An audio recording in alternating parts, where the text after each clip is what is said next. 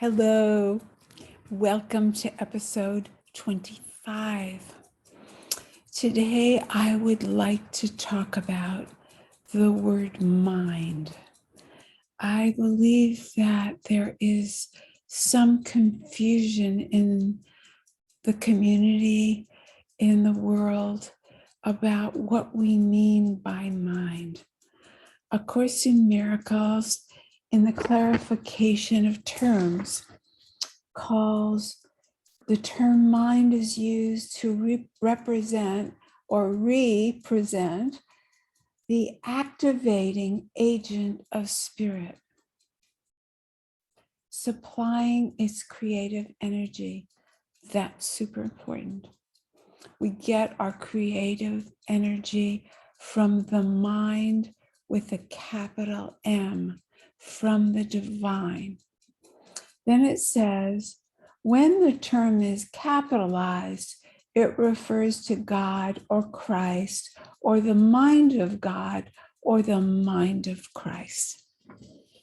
So here, because many of you know, I am also a devotee of the non-dual as well as A Course in Miracles.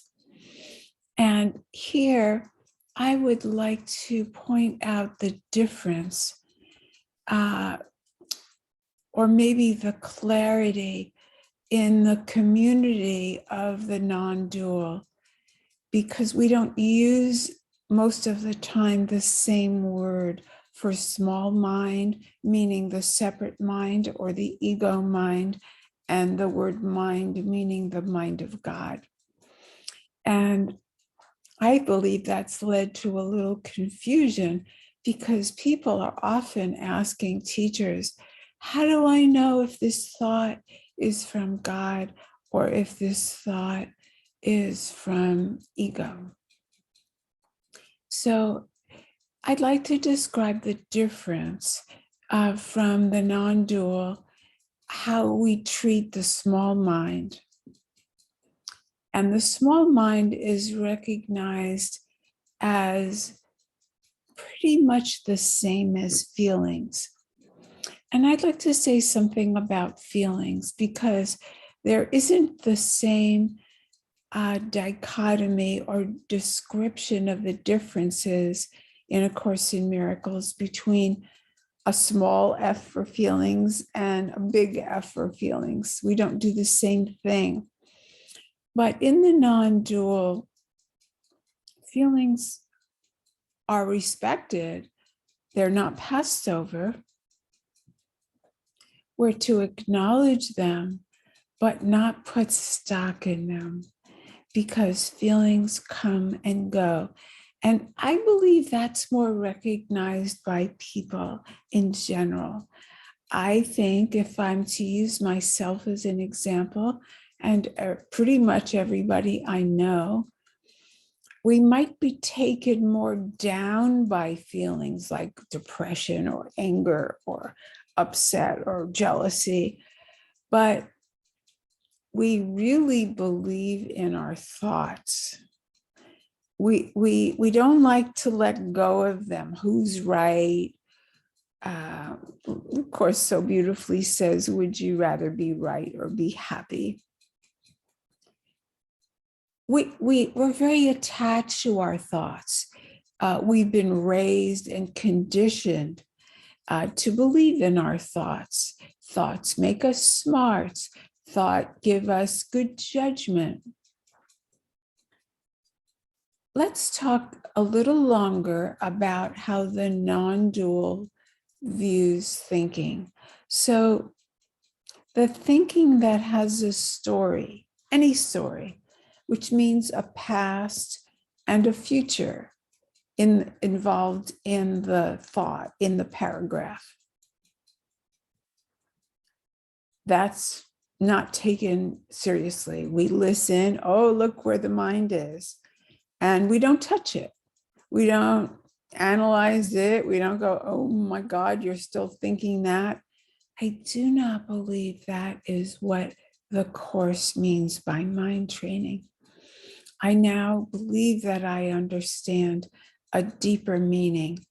I believe the mind training refers to the first steps, which may take many years, where we recognize that our thinking means nothing, that our thinking is subject to imagination and projection, where our thinking is colored by our feelings.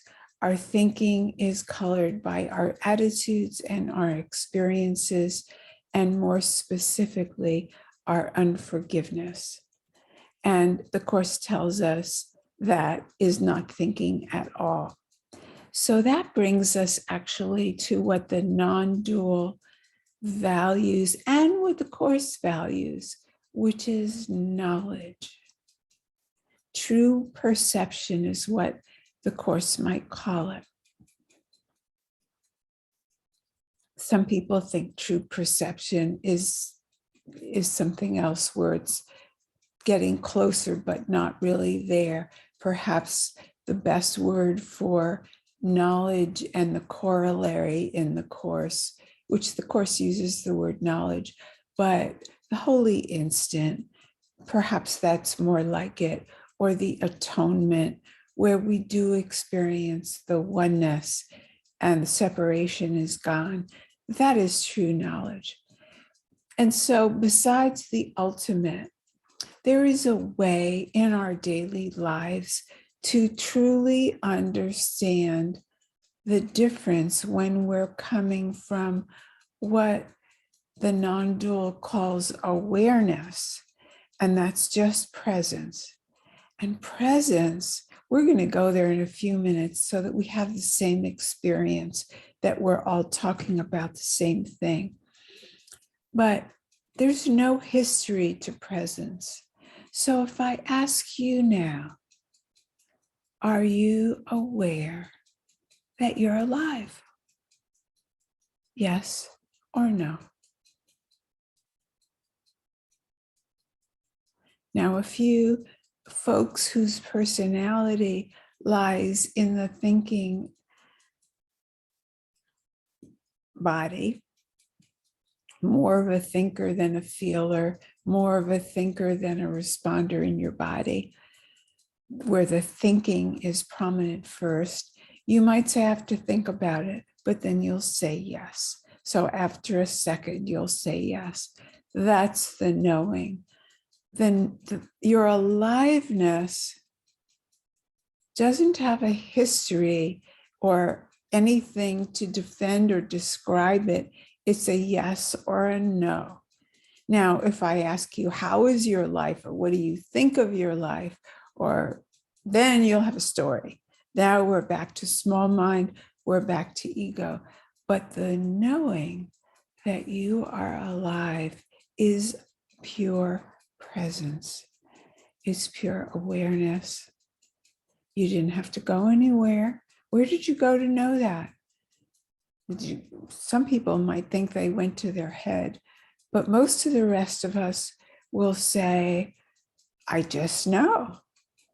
Maybe it's in my body sense. Some people think, but let's question that now. Let's investigate. So let's start in our minds and then dip down and go a little lower down into our hearts. And if you want to put your hand on your heart, the physical heart, that seems to physically, psychologically, emotionally, spiritually activate the heart that's beyond the physical heart. The heart that accepts all. It's a kind of love, but not the love that's a personal love. So let's see if we can find it. When we're in our bodies, we're actually an object of experience. We're an object of life. We come and go. We're born in, we die. We have feelings that come and go, thoughts that come and go. We breathe in and out. We have moods. And let's step out into what came before our bodies and what will be there after our bodies. Awareness, presence holds us. It holds the earth. It holds the sky. It holds the moon. It holds the trees. It is the life force. It is growing energy, creative energy, but it is not personal. Another way to say that is it's not conditional. I get to be alive. I get to know my aliveness, whether I'm good, bad, indifferent, or any kind of judgment. You, the personal you, the localized you in your body, get to be you, whether or not you did well or poorly, judged your neighbor, attacked your friend, whatever, you still unconditionally get to receive the next breath. And breath comes from awareness. Life comes from awareness. Life is before you and after you.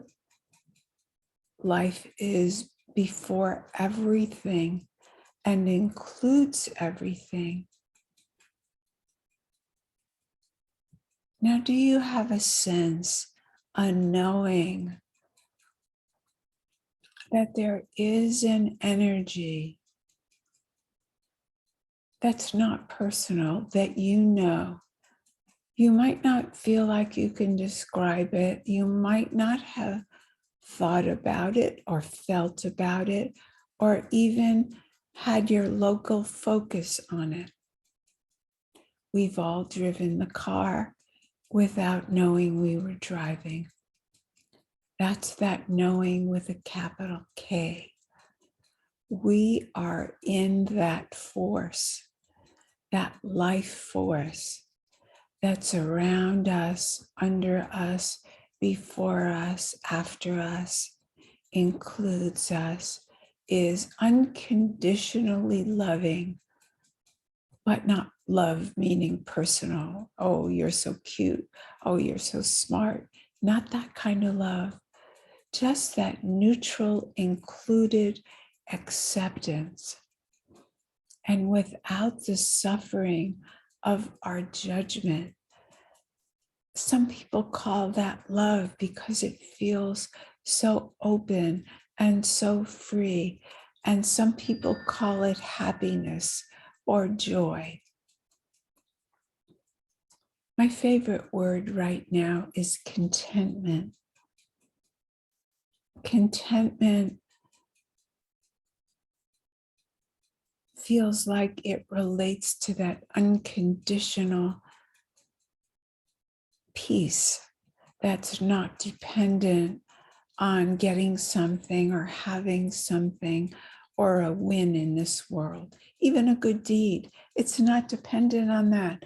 Awareness doesn't go, woo, yay for you. No, it doesn't care about this world of imagination. But it's not uncaring either. So caring is not the right word. It doesn't involve itself in demerits or credits because it's unconditional. We're not used to unconditional. And so we pay more attention to the conditional, the judgments, our thinking mind. That's one of the reasons that we love our thinking mind. It is so conditional. And we're good friends with that. But if we want the peace of God, if we want to know mind in the way the Course truly means it, about the divine, the capital M, then we must do what the Course says, which is choose again, choose spirit. And what the Course means by spirit is what non-duality calls presence, consciousness, or awareness. For me right now, because I've had years of watching my mind, I'm no longer interested in the small mind. It really has the same scenarios to tell me over and over again. It's only a couple of scenarios it knows, and it repeats them. And if I would allow them, no big deal. No crimes have been committed. But I will go down. I will lose the peace that passes all understanding.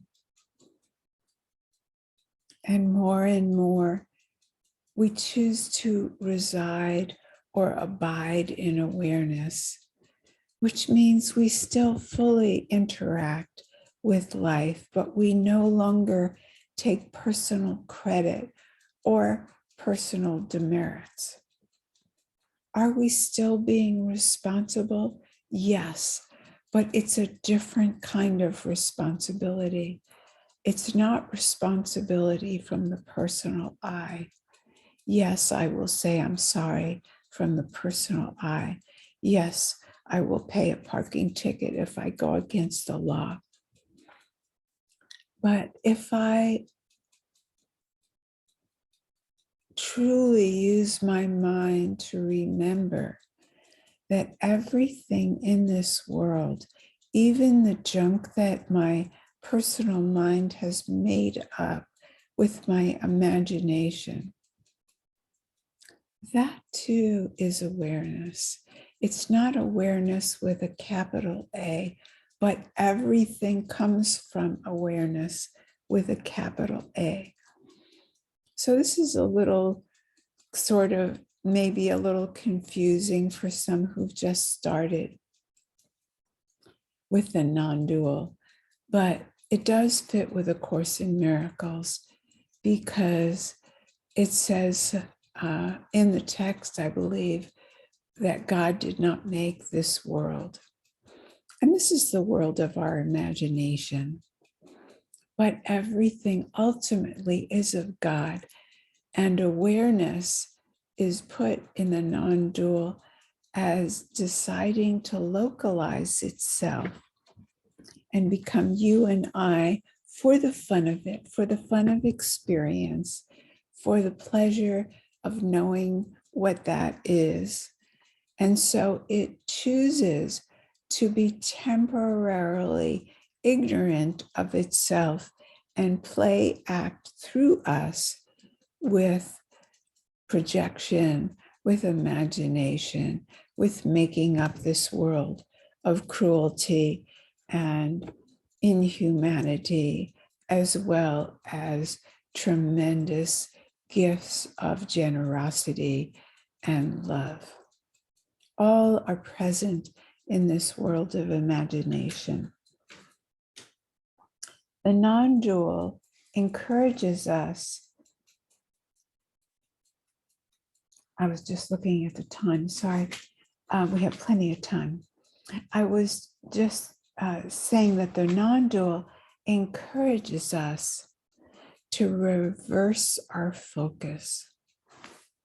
If we reverse our focus and relax into knowing with a capital K, into the mind of God with a capital M, that means we get to be with infinite intelligence. It means we don't second guess. But going back to this responsibility, when I lead a class, I offer up the class to the greater self, to infinite intelligence, to the divine. And yesterday, when I was teaching a class, I mentioned the Enneagram in a class that was Glimpses of Awakening. And one person felt that she didn't care to have other people know of her Enneagram. And I was not personally sensitive that someone could still be ashamed of their Enneagram, which is just their personality strategy. So afterwards, I wrote her a letter apologizing, but I did not feel shame. I did not feel I made a mistake.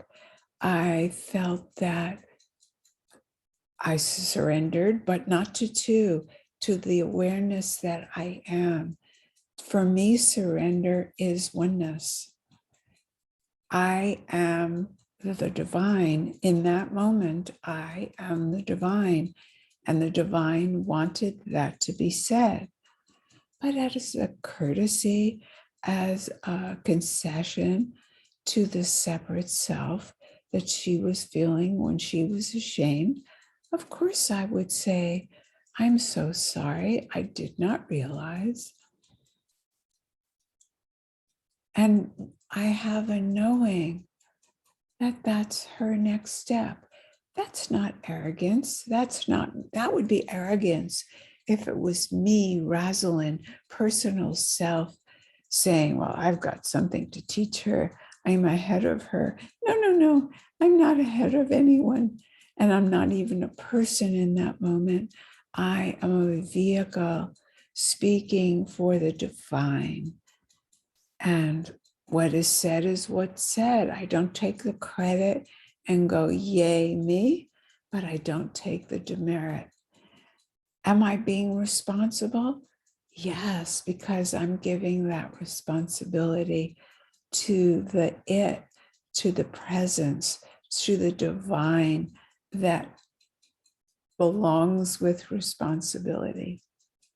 It's more than a personal self taking responsibility. It's our remembering who we really are. We're asked to do that. We're asked to remember that we are one being. The divine is us, and we are the divine. When it says we're not a body, it doesn't say, don't include your body. Your body is just part of the object of your life. Include everything that's not the real you. Include everything that is part of presence. So the body is in presence. Presence is not in the body. We have it a little bit reversed. And so when we get into this reversal, and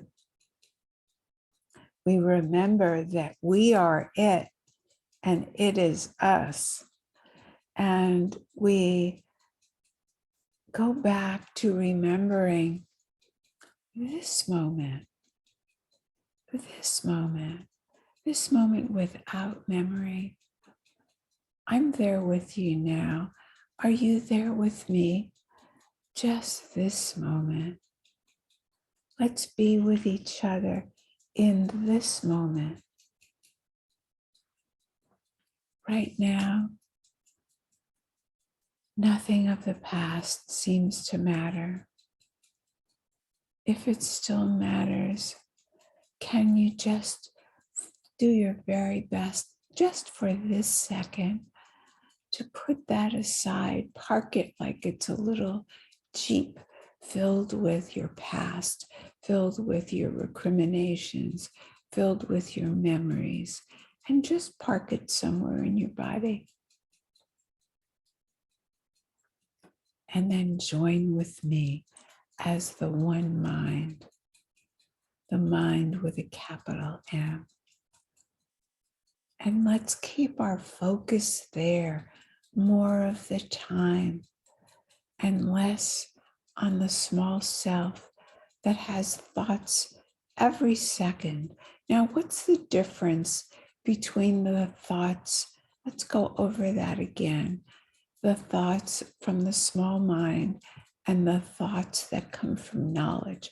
Because knowledge says, do this today. Lynn is going to need this for her recordings. That's not a personal self. That's wisdom speaking to me. The personal self would say, geez, you're late, or geez, you're early, or you better get this. It has a tone. It has a past. The times I've been late, the times I've been early. It has a story about Lynn. It has a story about doing the tape. It has stories, but the divine has no stories. It's just simple. It's just make the video now. Now's a good time. Go make the video. No past, no recriminations. Just do it. And if I didn't do it, that would be all right too. There would be a new moment. There wouldn't be any recriminations. Those recriminations would just come from the small me tonight that said, would have been good to get that done. You didn't get it done. Well, now you'll have to do it tomorrow, and tomorrow will be really, what? Why would I abide in that? It's the same old message of not being enough. Don't you want to join me in being unconditionally accepting? Just wait for the quiet movements. You'll be asked to speak. You'll be asked to do. And it won't have guilt and shame. It won't have a story. It will be just do it, but not do it meanly, not, you better do it. Just quietly, what about this? What about that? Maybe just really softly, quietly.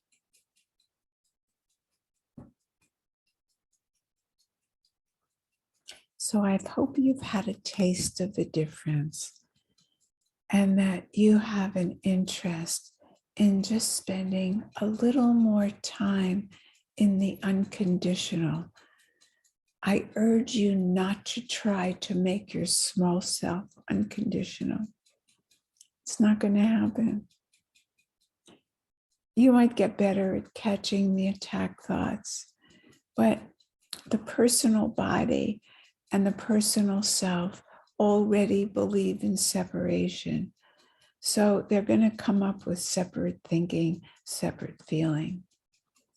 But the mind of God is always available as presence, as your life in the next breath. So I join with you in the blessings of life, in the miracles that abound. Until next time, bye-bye.